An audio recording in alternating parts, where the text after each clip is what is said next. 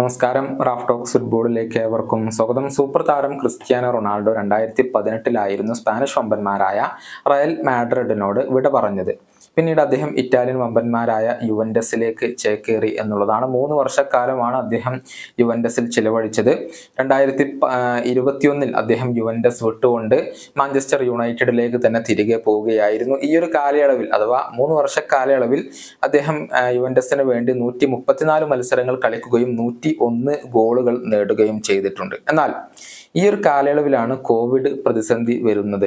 അത് സാമ്പത്തികമായി യുവന്റസിനെ വല്ലാതെ ബാധിച്ചിരുന്നു. അതേ തുടർന്ന് താരങ്ങളിൽ അവർ സാലറി കട്ട് ഏർപ്പെടുത്തിയിരുന്നു.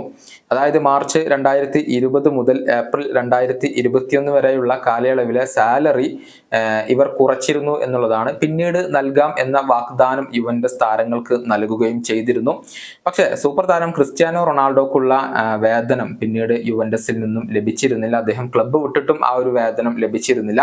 ഇതോടുകൂടി ക്രിസ്ത്യാനോ റൊണാൾഡോ കോടതിയിൽ കേസ് നൽകുകയായിരുന്നു. അതിന്റെ വിധി ഇപ്പോൾ വന്നിട്ടുണ്ട്.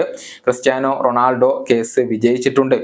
ക്രിസ്ത്യാനോ റൊണാൾഡോ 20 മില്യൺ യൂറോയായിരുന്നു ആവശ്യപ്പെട്ടിരുന്നത്.